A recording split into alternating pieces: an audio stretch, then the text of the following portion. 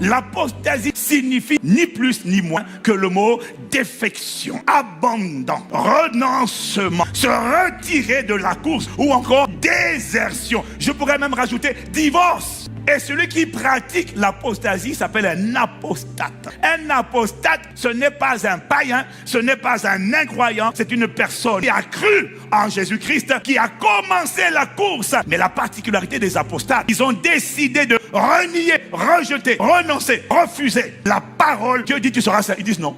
J'ai mon copain. Dieu dit tu aimeras. Ils disent non, non. Il y a des gens qui Dieu dit honore ton père et ta mère. Oh, ton père et ma... Non, eux, ils ne méritent rien de ma part. Je les hais. Dieu dit honore les autorités. Qui? Ivan Castanou? C'est un charlatan. Wow! Les apostats, ce sont ceux qui ont décidé de vivre dans le péché tout en continuant de rester dans l'église, de prier et de prétendre connaître Dieu. Mais pourquoi ceux qui ont commencé avec lui finissent par abandonner la foi, par se retirer de la course? Parce qu'il y en a qui auront peur de mourir. Il y en a d'autres qui auront peur de la persécution. Il y en a qui auront peur de subir la haine des nations. Il a dit, vous serez haïs de tous à cause de mon nom. Il y en a qui vont dire, ah non, non, non, moi j'ai envie d'être aimé par le monde. Ils vont donc préférer brader, renoncer au futur glorieux que Dieu a en réserve pour eux, pour jouir de la vie présente que le monde leur propose. Ils vont commettre exactement la folie d'Ésaü, qui, pour un pot de lentilles, a vendu son droit d'aînesse. Il a vendu son héritage. Il a vendu les promesses de Dieu. Il a vendu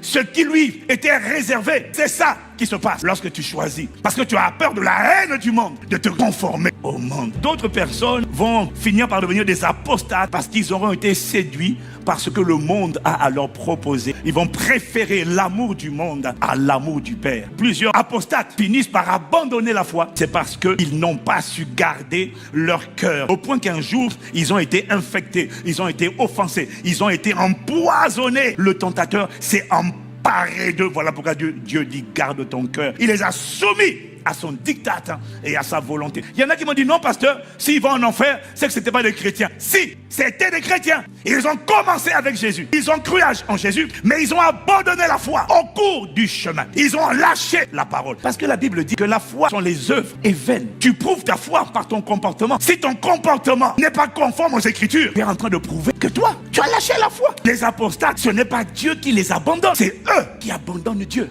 Et dès lors qu'ils ont abandonné Dieu, tu es obligé de prendre acte et de les abandonner aussi. Quand Adam a désobéi à Dieu, Adam a déclaré son indépendance. Il a dit à Dieu, par sa désobéissance, moi je ne veux plus de toi. Dieu a dit quoi? Tu vas rester ici. Non! Dieu respecte le libre arbitre des hommes. Il m'a expliqué, lui il ne peut pas t'abandonner. Lui il t'aime d'un amour éternel. Mais rappelle-toi, apostasie, c'est comme divorce. Si tu demandes le divorce, mais l'autre conjoint ne peut pas dire, tu vas rester avec moi. Non, à nous, tu ne peux pas. Parce que la personne a le pouvoir de choisir. On a un seul qui retient les gens de force malgré eux, c'est le diable. Mais l'Esprit dit expressément que dans les derniers temps, certains abandonneront la foi pour s'attacher à des esprits séducteurs et à des doctrines de démons, car ils seront égarés par l'hypocrisie de menteurs dont la conscience est marquée au fer rouge. Et la vérité, c'est celle-ci. Personne ne peut dresser un véritable état des lieux de l'apostasie dans l'Église. Pourquoi? Parce que l'abandon de la foi est répandu partout dans le corps de Christ. Mais il y a deux types de chrétiens apostates. Il y a d'abord ce qu'on appelle les faux docteurs et les faux prophètes qui ont créé des fausses doctrines. Une doctrine qui est créée par un homme qui se lève un jour, qui crée un mouvement spirituel et qui ajoute aux Écritures ce que les Écritures ne contenaient pas. En dehors d'invoquer Dieu, on peut aussi invoquer les anges. On peut aussi invoquer les saints. Apostasie! La parole a dit, tu n'auras pas d'autre Dieu devant ma face. Tu ne te feras pas de représentation. Pardon, on va parler là-bas. La parole a été claire. Dieu dit dans Apocalypse 22, versets 18 à 19, on n'ajoute pas, on ne retranche pas. Sa parole est parfaite. Elle n'a pas besoin d'être complétée par les êtres humains. Donc, il y a des apostats qui ont introduit dans les Écritures, qu'on appelle la sainte doctrine, ce qui ne figurait pas dedans. Ils ont dit, nous on a décidé, à l'unanimité, de rajouter, comme si Dieu avait oublié. Dieu n'a rien oublié. Cette parole, elle est suffisante pour t'amener à la connaissance de Dieu, pour t'amener à la conversion et pour assurer ton éternité avec Dieu. La Bible dit que Jésus-Christ est le Dieu véritable, la vie éternelle. Il y en a qui te disent, ah non, nous on croit en Dieu. Jésus n'est pas Dieu. Jésus est un être parmi les êtres. Ah, pas. C'est pour ça que Paul écrit Colossiens. Colossiens 1, verset 15, il dit non. Il est l'image du Dieu invisible. Le premier-né d'entre les morts. Quand lui ont été créées toutes les choses qui sont dans les cieux et sur la terre. Les visibles et les invisibles. Trône, dignité, domination, autorité. Tout a été créé pour lui et par lui. Il est avant toutes choses et toutes choses subsistent en lui.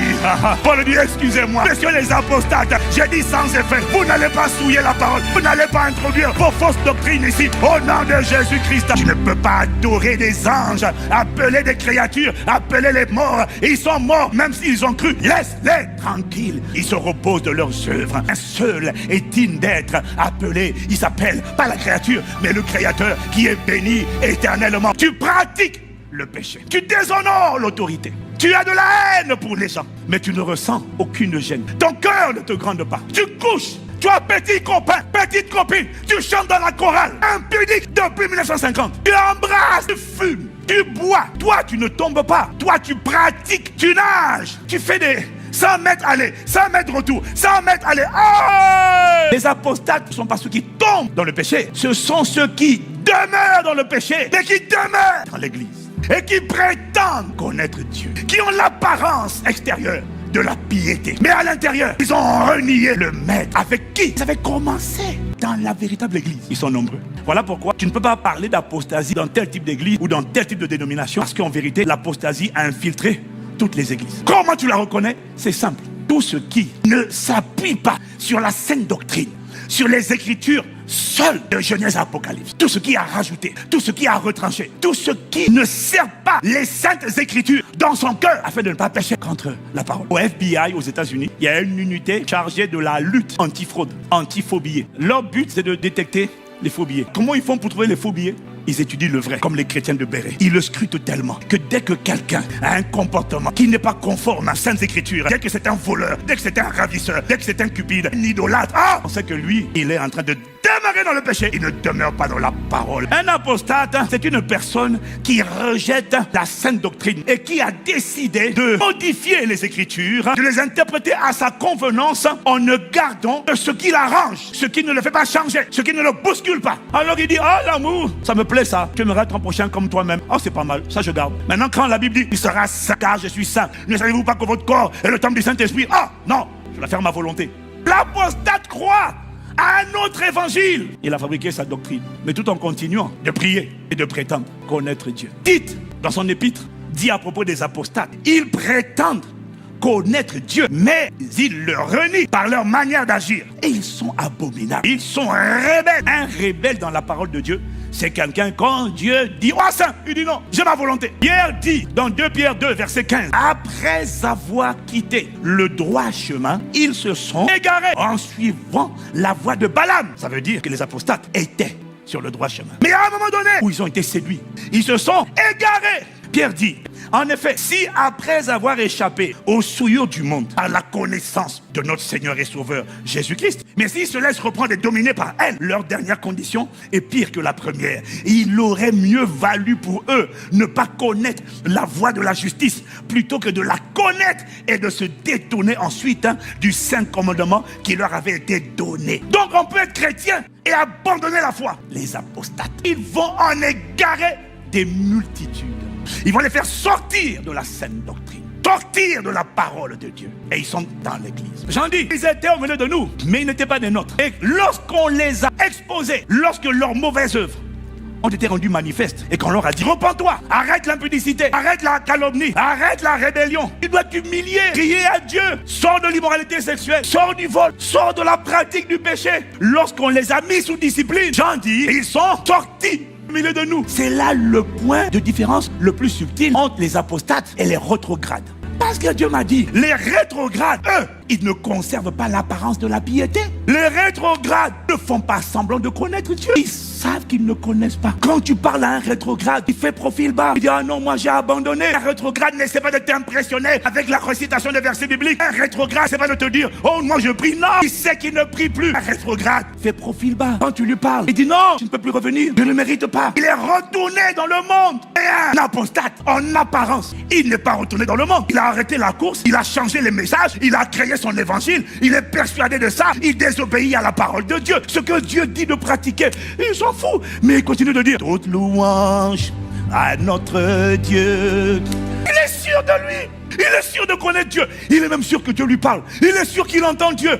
Pasteur Ivan, le Seigneur m'a dit de te dire de te repentir. Tu es un rétrograde. Tu es un sorcier.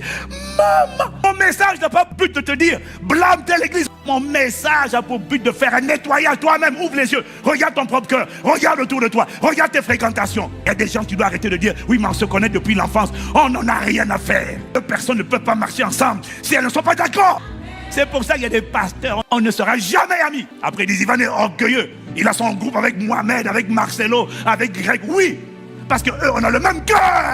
Les apostates n'abandonneront jamais. Les rétrogrades vont retourner. Les apostates vont rester dans l'église. Infiltrés. Tu sais pourquoi? L'Esprit de Dieu m'a dit, parce qu'ils sont livrés au milieu du blé. C'est à la fin du monde qu'il ordonnera aux anges de les arracher et de les jeter dans le feu. Donc, il y aura toujours des apostates dans l'église jusqu'à la fin du monde. Il a dit, les apostates sont la plus grande confusion et la plus grande séduction de l'église. Parce que les apostates se déguisent en blé, se déguisent en vrais chrétiens, alors qu'ils n'ont plus rien de Christ en eux. Mais ils se déguisent et ils sont perçus par le monde comme chrétiens. Les apostates sont le premier frein, le premier blocage à la conversion massive des païens. C'est parce que lorsque les incroyants les voient en matière de comportement, en matière de cœur, en matière de consécration, en matière de sainteté, les incroyants ne voient aucune différence entre eux, païens, et un apostate. Je mens, lui aussi il ment. Je suis hypocrite, lui aussi il est hypocrite. Je fais de la politique, lui aussi il fait de la politique. Je place des coups bas, mais lui aussi les apostates, il place des coups bas. Il injurie les gens, lui aussi il injurie les gens. Le païen ne comprend pas pourquoi il faut se convertir, puisque ceux qui se disent chrétiens, pour la plupart, sont des apostates. Lorsqu'un païen rencontre quelqu'un qui, lorsqu'il dit « Je me livre totalement, tu peux m'utiliser », lorsqu'il voit que pendant que tu es en train d'adorer, tu es en train de pleurer, lorsqu'il constate qu'au-delà des mots, quelque chose s'est passé dans ton cœur, ces choses que tu faisais hier, tu ne les fais plus. La vie que tu vivais hier, tu ne la vis plus. Même quand ils se moquent de toi, à l'intérieur d'eux, ils t'admirent, ils t'envient. Parce qu'il n'y a personne de jaloux, d'amer, de coléreux, d'adultérien, qui au plus profond de lui se sent fier de lui. Le péché ne donne pas la confiance en soi. Le péché abaisse. Le péché humilie. Le problème, c'est que les hommes sont esclaves. Lorsqu'un esclave discerne que toi, tu es véritablement libre, un jour viendra où ils viendront comme Nicodème dans la nuit, te dire, je ne pouvais pas venir en journée. Mais explique-moi un peu, qu'est-ce qui t'est arrivé exactement? Les apostates sont également la première occasion de chute des chrétiens non affermis. Ils sont dans l'église, ils chantent, ils servent, ils louent, ils prient, ils prêchent, ils ont des titres. Mais quand les non affermis les voient, ils se disent, mais pourquoi se préserver? C'est eux-mêmes qui nous dirigent, ils couchent. Avant que Jésus ne vienne chercher son église, vous allez avoir un signe.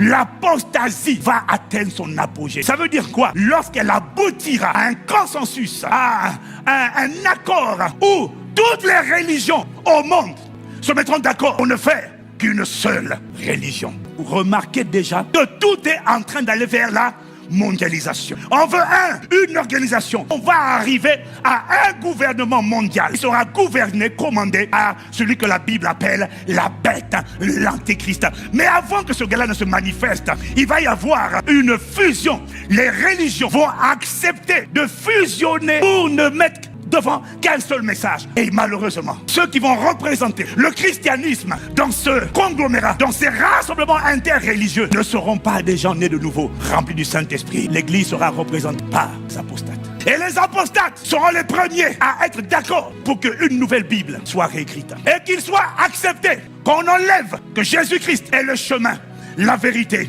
et la vie. Nul ne vient au Père que par lui. On doit enlever qu'il n'y a le salut en aucun autre, car il n'y a sur la terre aucun autre nom qui ait été donné aux êtres humains par lequel ils peuvent être sauvés. Actes chapitre 4 verset 12. On doit enlever tout ce qui met l'accent. Il est l'image du Dieu invisible, le premier-né d'être vivant. On doit enlever la divinité de Jésus. On doit se mettre d'accord pour ne faire qu'une seule religion mondiale. Mais pour fâcher les susceptibilités, on va réécrire une nouvelle Bible où on aura fait sortir Jésus.